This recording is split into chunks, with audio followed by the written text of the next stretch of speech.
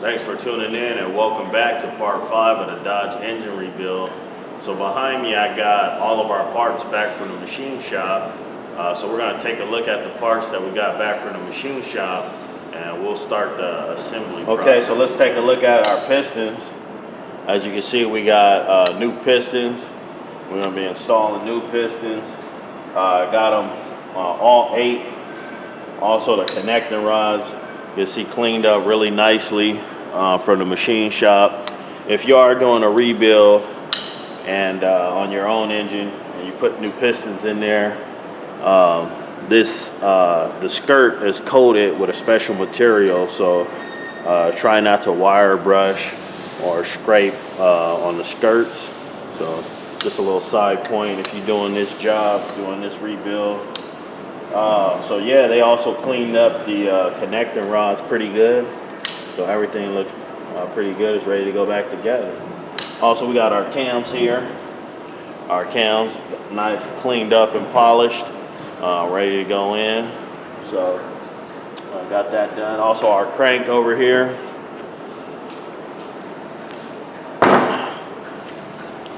Crank has been machined as well, polished up. Ready to be installed. So all this stuff's looking good. Let's take a look at our heads as well. So here's our cylinder heads. Of course, these heads are fully rebuilt. Got new seats installed in them on the intake and exhaust. So we got new seats on them. And the machinist that I use has a method to keep these valve seats from falling out. My machinist that I use on my Jeep did the same work on this Jeep, and I've driven my Jeep quite a bit since I did the rebuild on mine. I've been back and forth from here to Los Angeles a few times in that Jeep. Never had any problems with it. It runs great. And so the valve seat method he uses to keep them locked in so they don't fall out, it works. So here's the heads.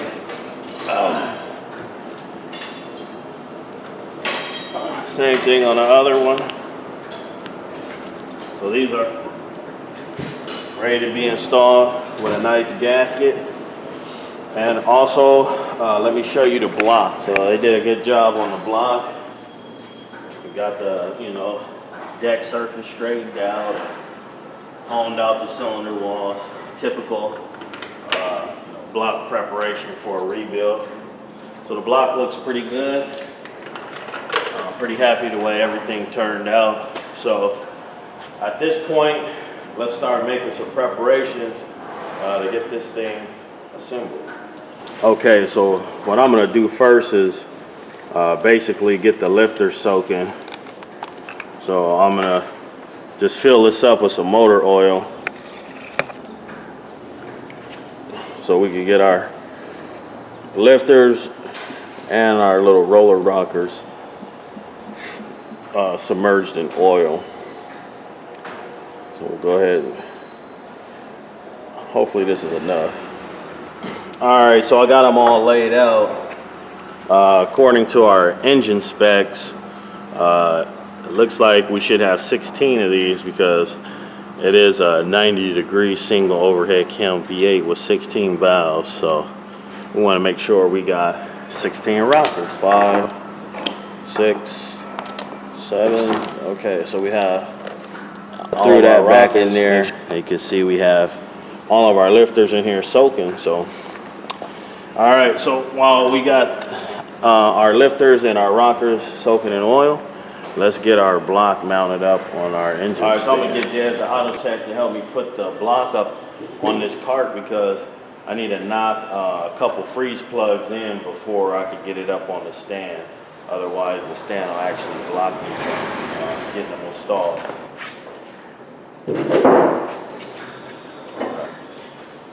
Okay, so as you can see, we got a couple freeze plugs or core plugs to put here, and then it looks like we got an oil galley plug. So I'm gonna go ahead and knock these plugs in before we get it on the stand. So let me grab the freeze plugs, and 1 oil galley plug. All right, so we need to get our plugs in. So I'm just gonna take a little brass wire brush and just go around it and get all a little bit of surface rust out from when this thing was hot tanked, and just get anything off of this material that might be stuck on it.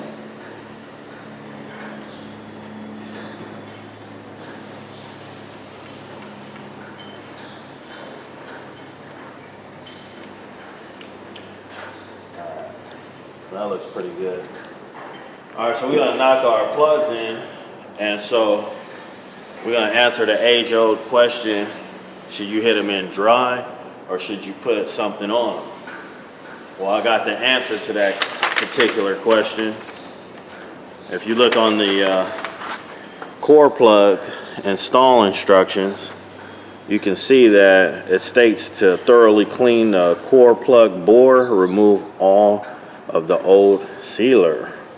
And then it says it coat the edge of the engine core plug and the core plug bore with Mopar gasket maker or equivalent. So the answer to that question, do you hit freeze plugs in dry, or do you put silicone or any kind of sealer on it? Answer to that question is check manufacturer specs. Every vehicle's different. Chrysler wants you to definitely coat these. So that's what we're gonna do. Okay, so I'm gonna use some Permatex gasket shellac and coat it, my core plugs with that.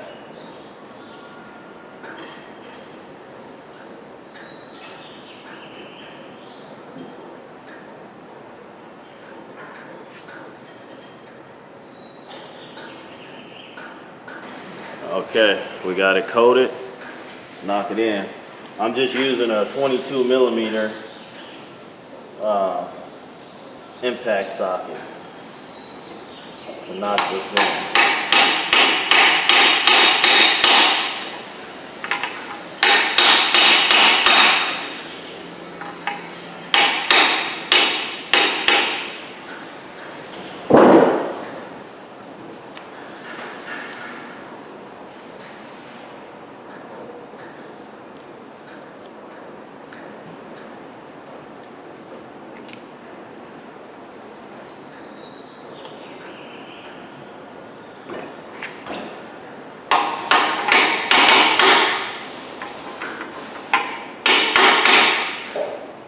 We got our freeze plugs installed.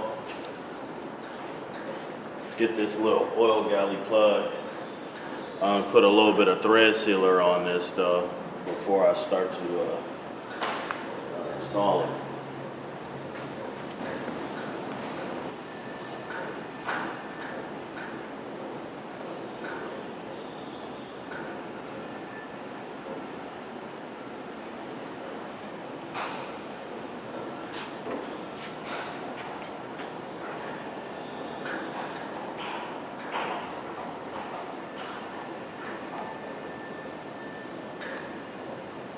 Socket for that.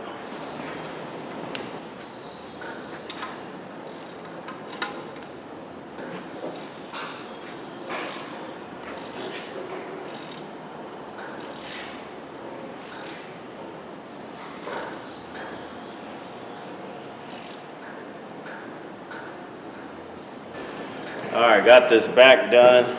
Got our plugs in and the oil galley, and we got the core plugs in. So we could go ahead and get this engine block on the stand, and we'll split our block and bed plate in half at this time and go ahead and get our block on the stand. All right, so I had Des Autotech help me stand this up, and so I just pried off the bed plate. So we got our two halves off. I'm gonna go ahead and put this half of the bed plate underneath this cart here. Put it around so we could bolt it up to the engine stand. Little stand on the back of it.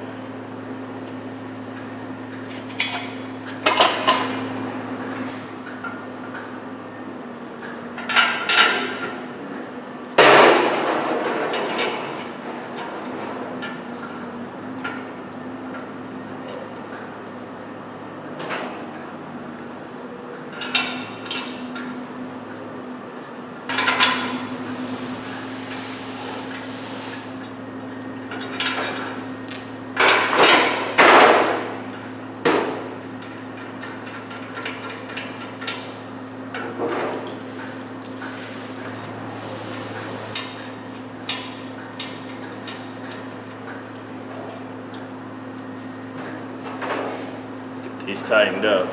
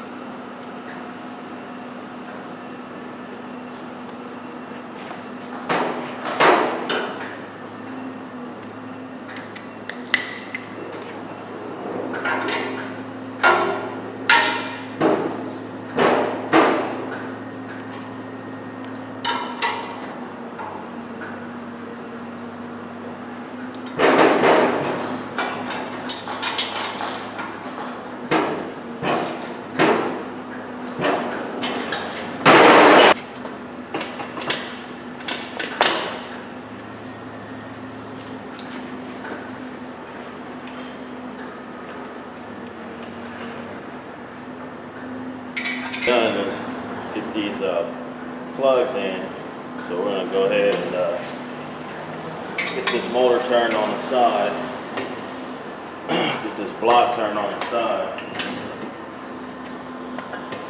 so we can get these plugs knocked in. Around the fill in there, feel pretty smooth.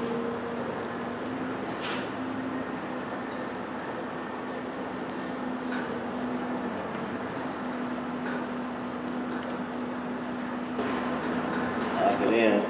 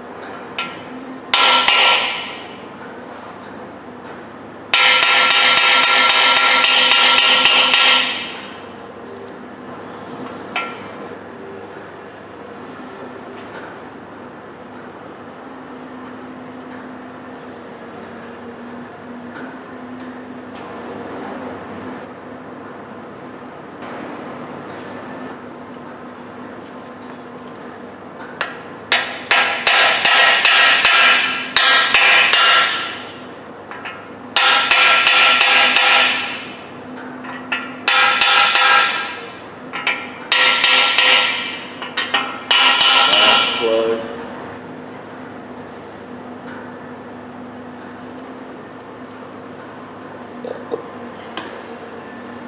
This bad boy knocked in.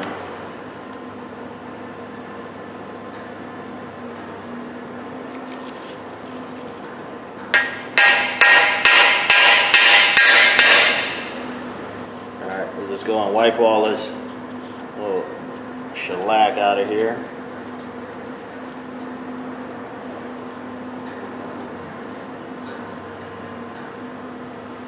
So I can actually see how far the plug is seated and if it's straight or not.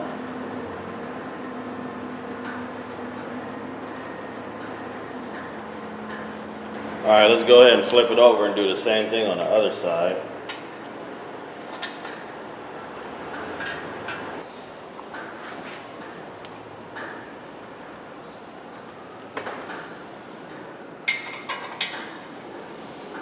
Okay, so we'll knock these plugs in as well. So let's just go around and feel for any burrs or any old sealer left behind.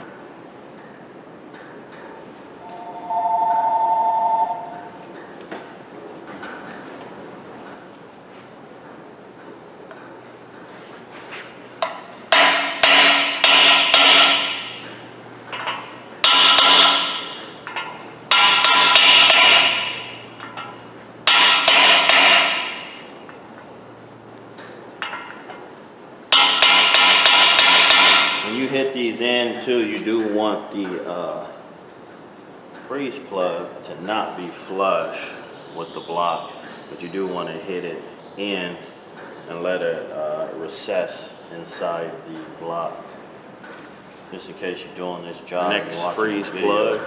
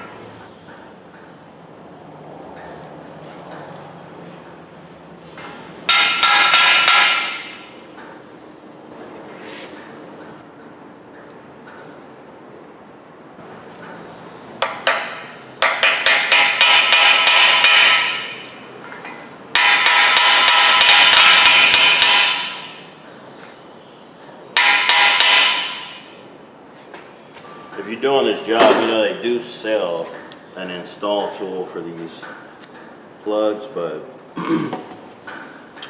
I mean, it's not much different than just knocking it in with a socket. All right, so we need to hit this one down just a little bit more. All the rest of them seem to be pretty good. We need to hit this one down a little bit more, hit this one down a little bit more.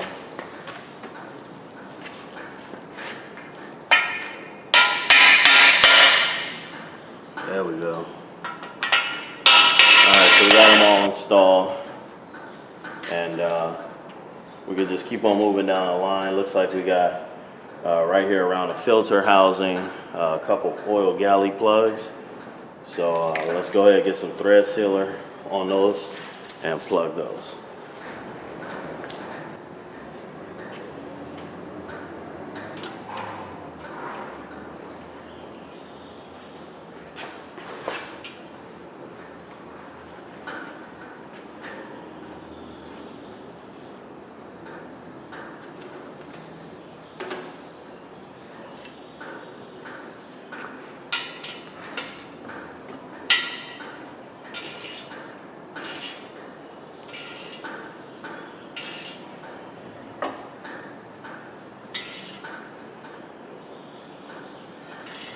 Got that nice and snugged up. Got another plug here. This one plugged up.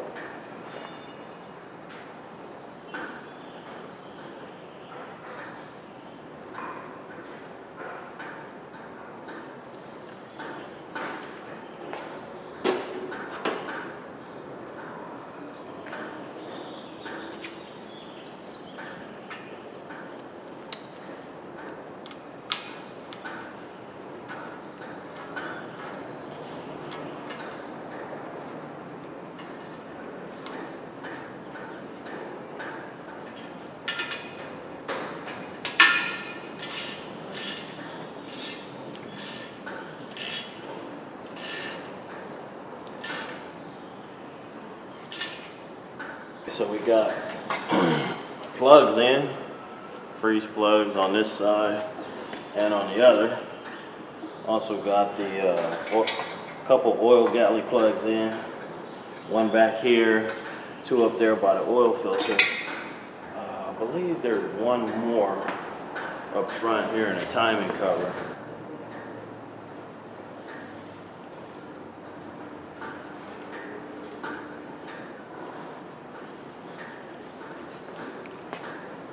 So if you're doing this job, use some type of thread sealer, plumber's tape. You don't really need Loctite for it. It's not gonna back itself out. You just need to seal it.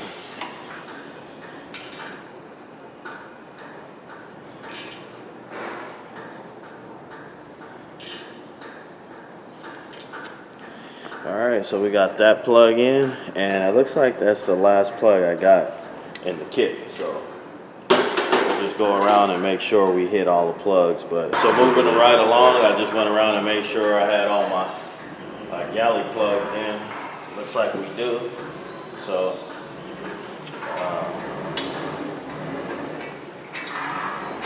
next thing to do is to take a look at our bottom surface here and make sure it's free from any old gasket material or any paint. Alright, so I'm ready to put this crank in. Before I do that, I'm just gonna blast out any bolt holes that might have crud in it.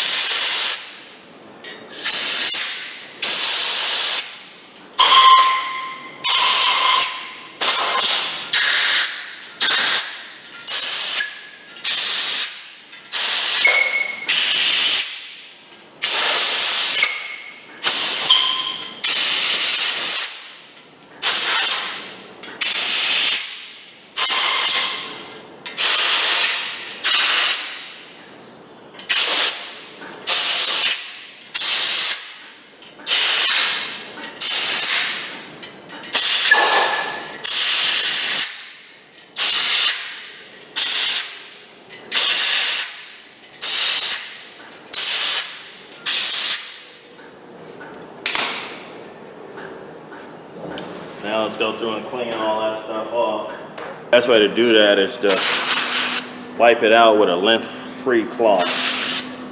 So if you're doing this job, you don't have a lint-free cloth, you could just use like an old t-shirt or something. This is just an old cotton t-shirt that I'm using, and it doesn't leave behind lint, and it's picking up the lint that left behind on the paper towel.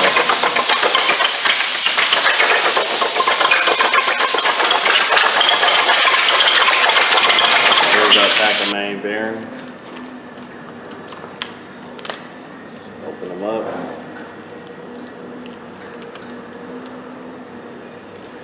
So we got two sides. We got a solid side with no oil feed hole. So these are obviously gonna go on the bed plate, because you can see here, we got oil feed holes down here. So if you're doing this job, just make sure you line up your oil feed holes. So if you're doing this job and you're watching this video, make sure you use the bearing tang side. That's the bearing tang right here. The other side does not have a tang. So you want the tang, make sure your bearing tang lines up and locks in on the back of the block. One side does not have a tang, the other side does have a tang. So when you slip it in, just make sure they line up.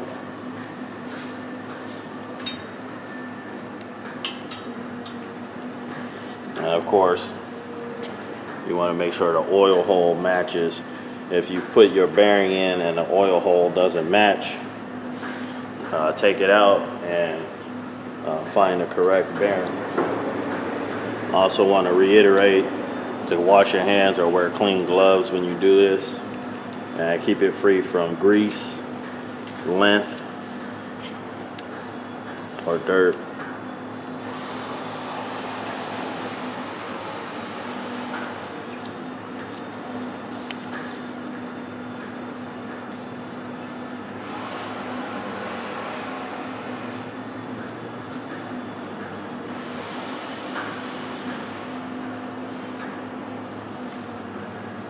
Make sure the oil holes line up.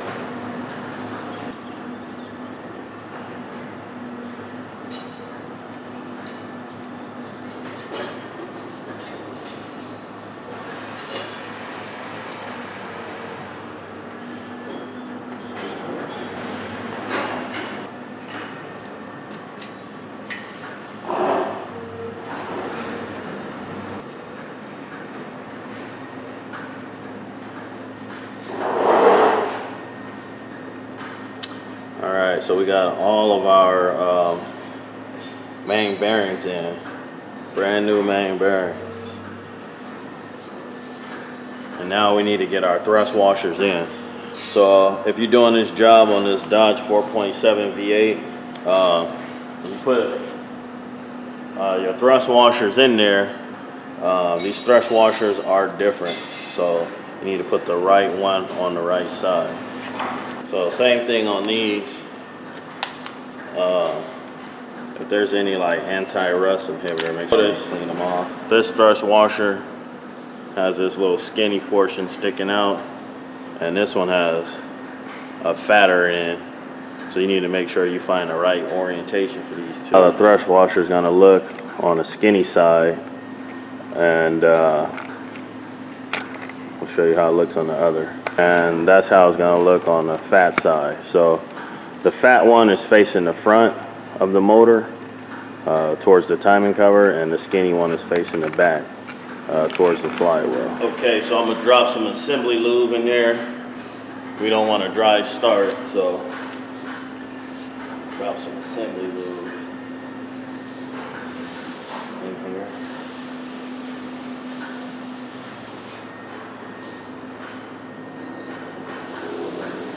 Don't really need a whole lot of assembly lube.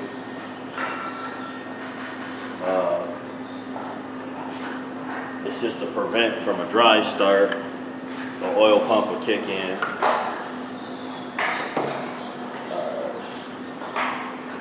So let's set our, before I drop my crank down in there, I just go through it, make sure there's no flaws, everything looks good, there's no lint, dirt, or grease or anything on it, which is not. You also want to blow out all the oil holes, which I've done already. Just want to say, if you are rebuilding your engine and you haven't went through the machining process, and you're just gonna strip it down, slap some bearings in there, re-ring it, knock some new freeze plugs in and stuff. Just make sure you check your bearing clearances with some plastic gauge. It's very simple to use. If you could use a measuring tape, you could use plastic gauge. I believe Eric the Car Guy has a video on how to use plastic gauge, if I'm not mistaken. So I would recommend you check that out and check your bearing clearances.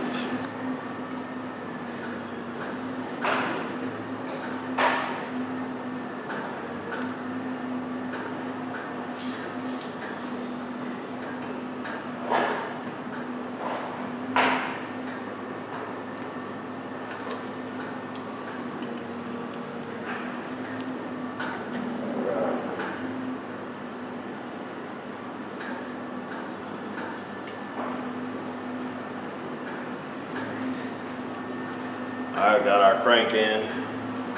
Just went around and made sure my thrust washers are still seated, which they are. So we go right along here where the thrust washer ride is what's called a thrust surface. So let's get a little bit of assembly lube on our thrust surface. So you can see this little machine surface right here. Then it rides on the thrust washer. You see our thrust washer still in place. You want to put a little bit of assembly lube as well along the thrust surface. So let's put a little bit of assembly lube.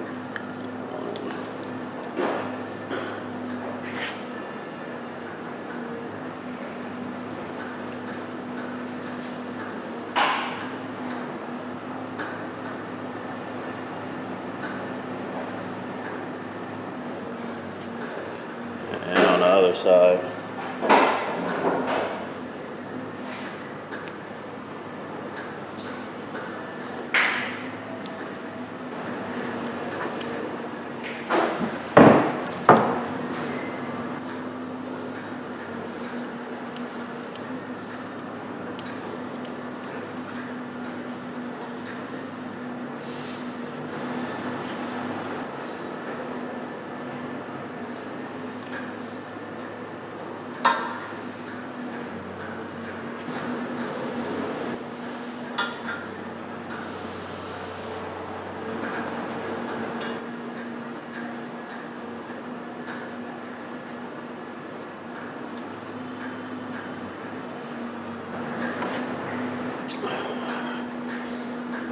Get a little bit of assembly lube put on this.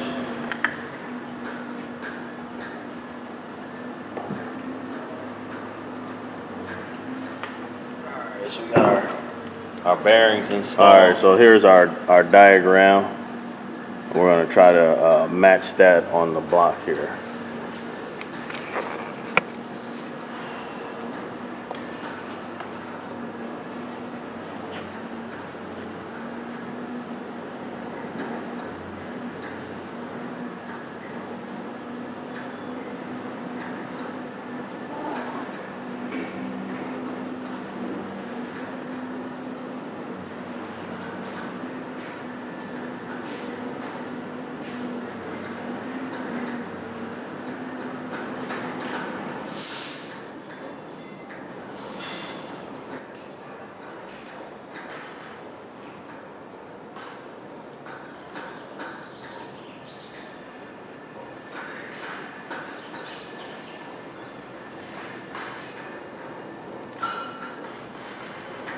You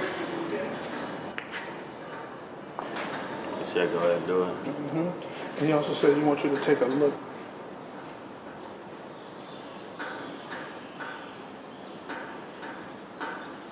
All right, so I think we got it pretty close to looking how the factory manual wants you to get the silicone. So let's just take a closer look at it. So this is pretty much the bead you want to lay down on top of the block. So just like that. All right, so I'm gonna get Des the auto tech over here to give me a hand to set this back plate on.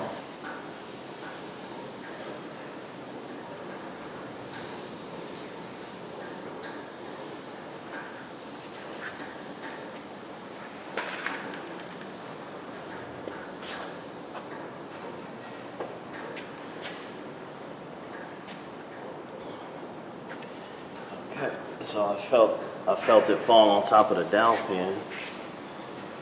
We'll just go around and tap it.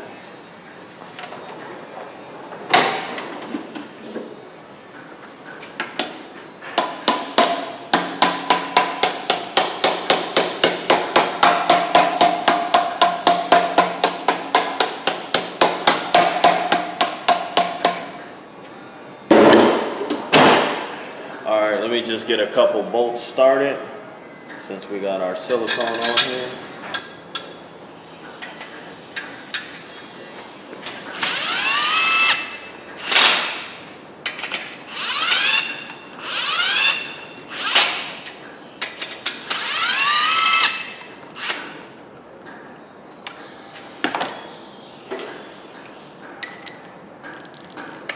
Just gonna use these couple of bolts just to seat the bed plate and to get our silicone to smash up so it'll dry.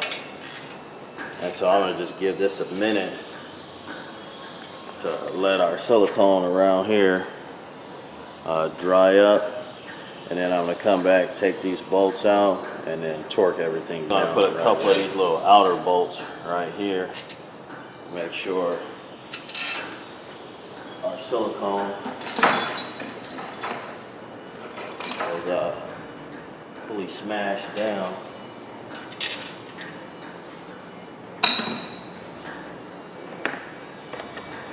And give it a minute to dry.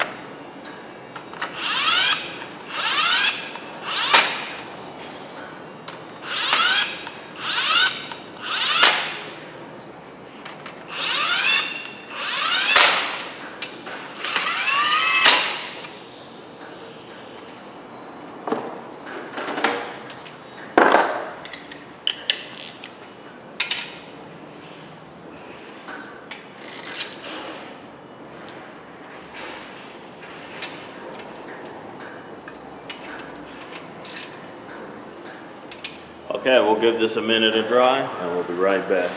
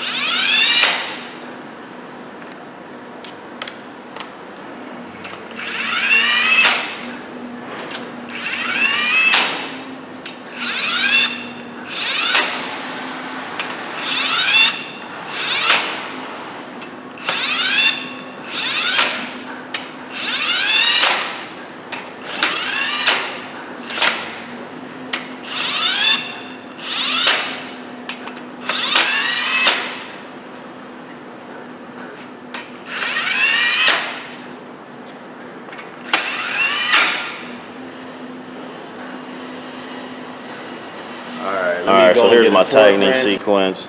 So I'm going to tighten bolts A through L at 40 foot-pounds. And then I highlight it to make it easier on the A through L. I don't know if the camera could pick it up, but I highlighted orange for A through L. That's going to be these bolts around here that's orange. So I'm going to take all these bolts at this time to 40 foot-pounds. All right, so we got to set the 40 L. So here's A right here.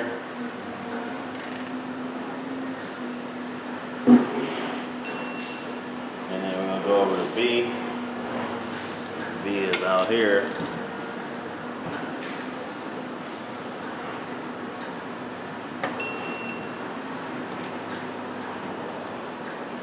C right here.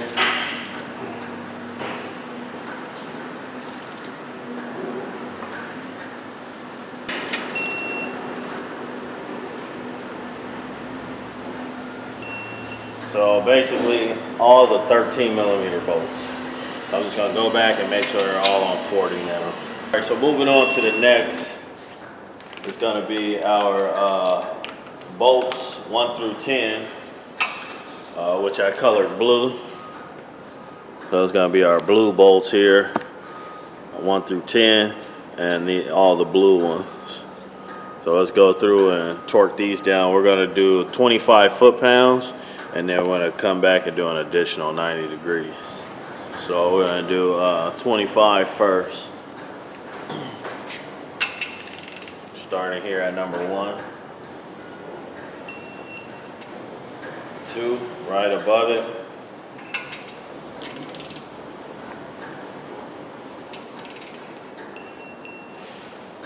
3.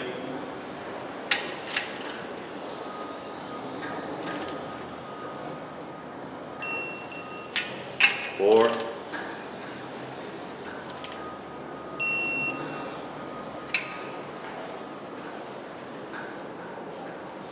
5. Alright, so we see we got our additional 90 degrees set.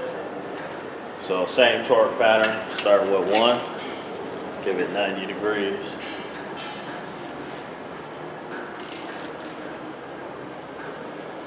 3.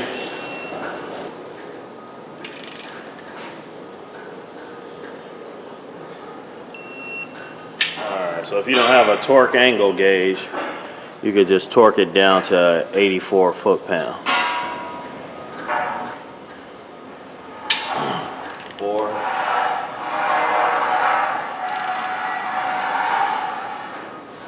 'Alright, so our last torque spec is going to be bolts A1 through A6, and I made them green so they'll be easier to find. So it's going to be these out here, A1 through A6. So we'll go around and hit these, and these get 20 foot-pounds.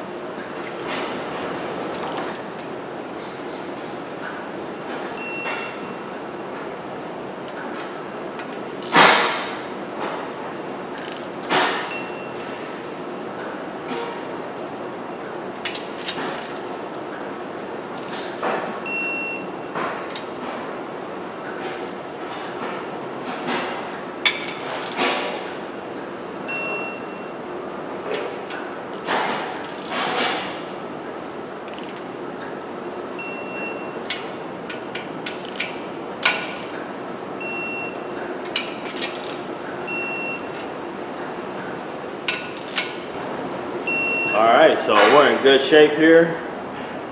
So at this point now, we're ready to ring up our pistons and start getting our pistons installed.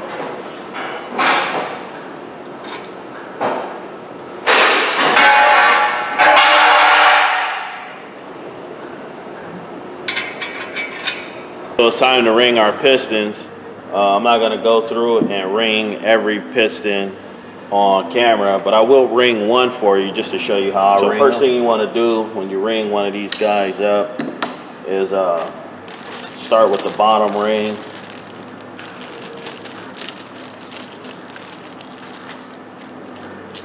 The bottom ring, you're going to have 2 steel rings on the bottom, and you're going to have one of the gold expander rings. Let's get that on first. Alright, So we got this on first, and then we can go and put our steel rings in. All right, so now let's get our steel ring on. Just checking and see if there's any marks on it.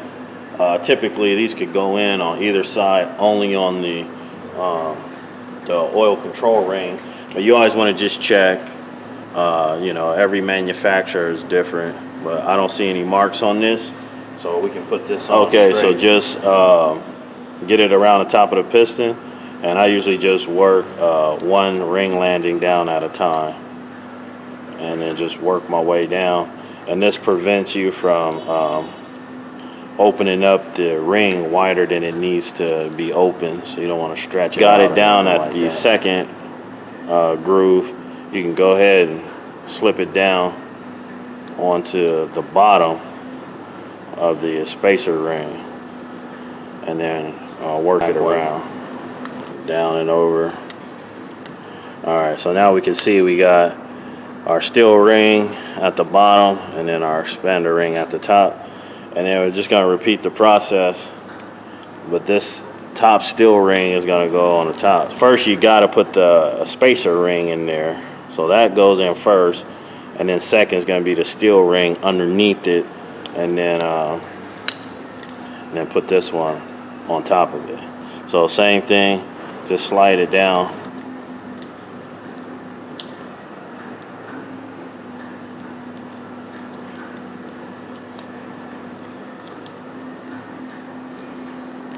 So just slide it down and get it in there.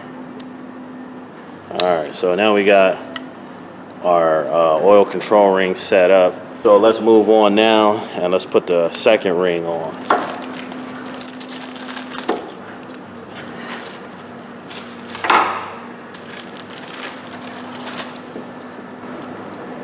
Our directions stated that any marks facing up. So you can see that we do have some markings on this side, but there's no markings on this side. So we want this side to be facing up. So same thing, just get it at the tip of the piston, and then stick it in that side, the first top groove like that, and just open it up and slide it over, work it around the back. And so it's in the first groove. All right, so now that we got it in the first groove, we'll open it up and take it into the next groove.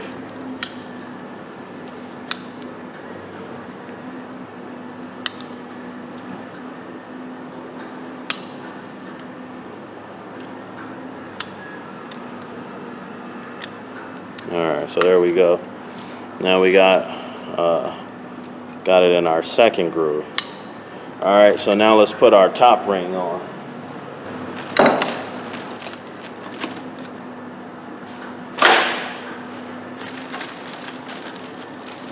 If you are doing these, in case you get mixed up, or all your rings get mixed up, one easy way to remember which ring went where is that the top ring has sort of two colors on it along the side, whereas this ring doesn't.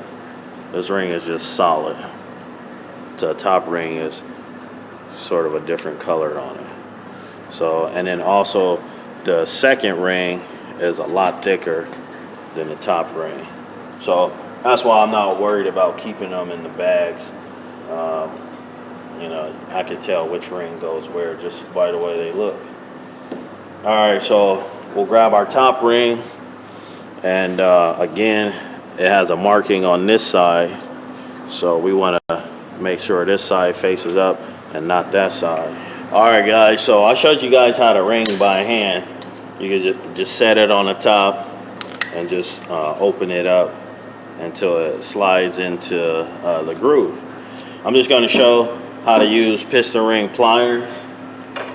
If you're not comfortable ringing by hand, you can get a set of these ring pliers, and you can slip your ring inside the pliers like this, and it'll expand it for you ever so slightly. Don't go crazy with it. Just open it up just enough to fit on top of the piston. You just open them up.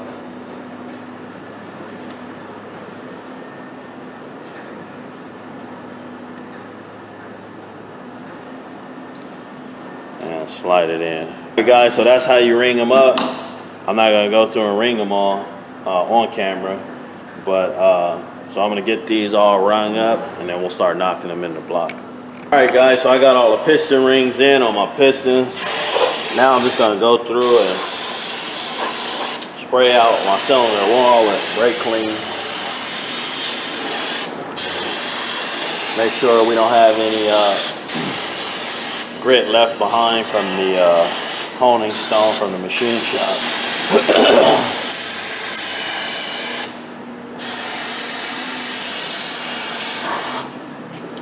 Also going to spray all the way down, hit the journal.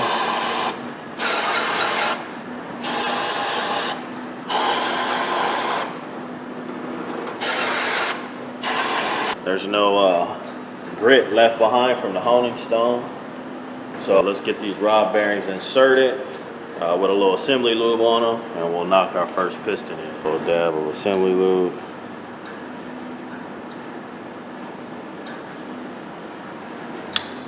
We need to put a little bit of oil on the cylinder wall because we just sprayed it out with some car plane, so it's degreased. And we want our piston to go in smoothly.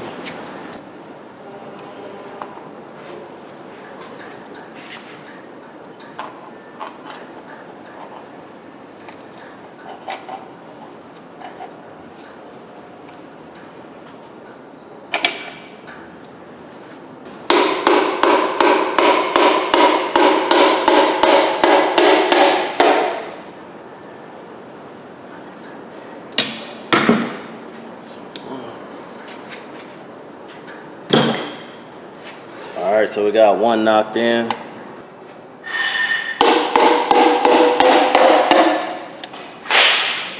All right, so it's pretty hard to mix these caps up in case you're doing this job and you're not sure which way the cap went on. It's pretty hard to mess this up. You can see there's a little line right here, and this is gonna meet up with the line on your connecting rod. All right, so if you were to flip this around, you know, the lines wouldn't match up. All right, so just showing you what I meant. If you were to put this bearing cap on the right way, you can see those two lines meet up from the connecting rod to the bearing cap. And if I was to turn this around and put it on the wrong side, you can see how these two halves will not line up. So.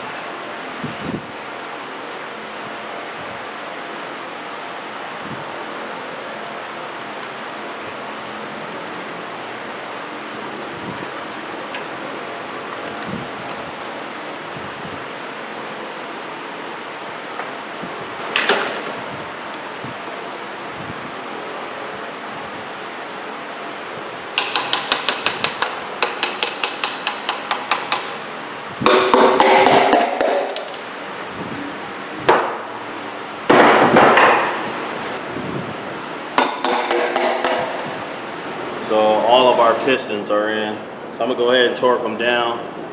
It's gonna get 20 foot-pounds and then an additional 90 degrees.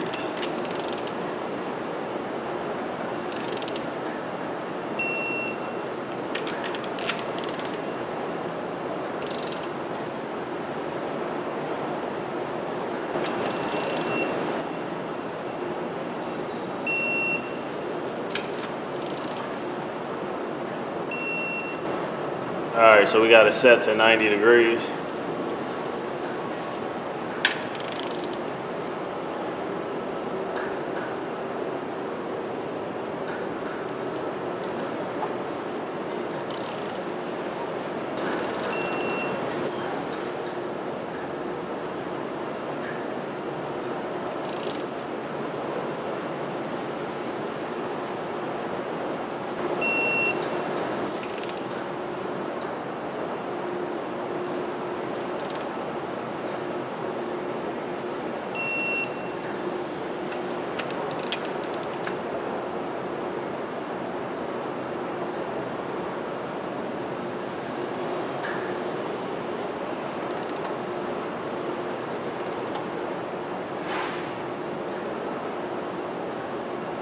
We got everything torqued down.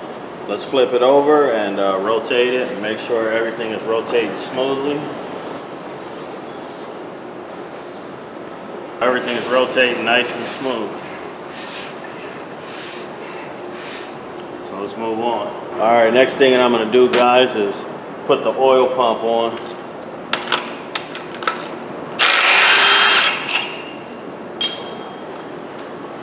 So we'll slide that oil pump on. All right, let's get a bolt for that. So the rest of the bolts will go in with the timing chain. So there's only one bolt holding it on for now, and that's this one here. Let's torque that down.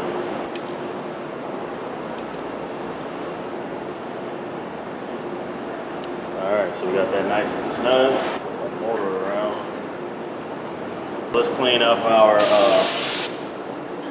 surface right here.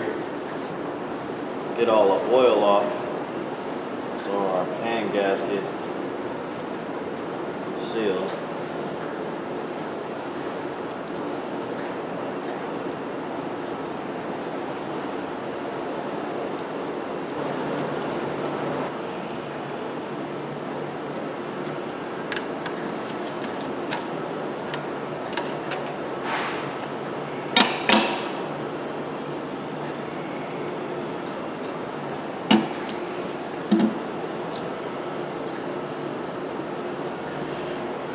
Let's get our pickup tube on.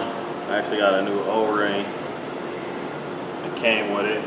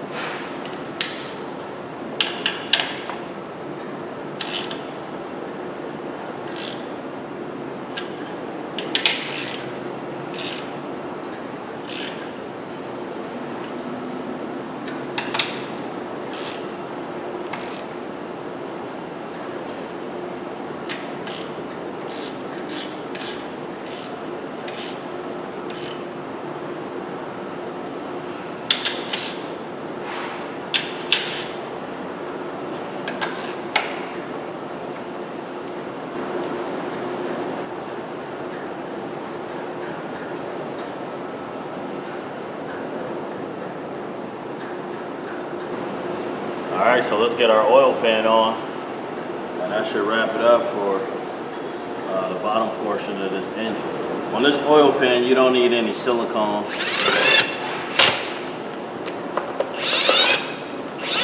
Just use a gasket.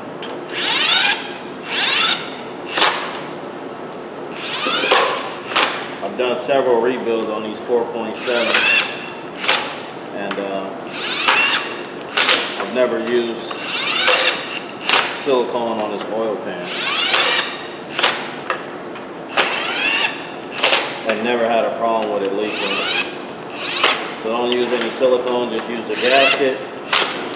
Also, to replace the pan gasket on these are very difficult. So you have to remove the pickup tube in order to get the gasket out.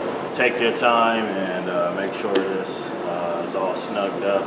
No bolts are stripped or cross-threaded, and everything's snugged up nice and tight.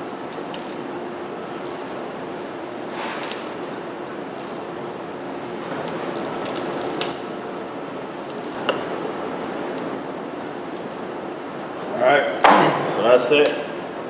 Got the bottom portion completed. Alright guys, well that does it for our bottom end on this 4.7 Dodge rebuild.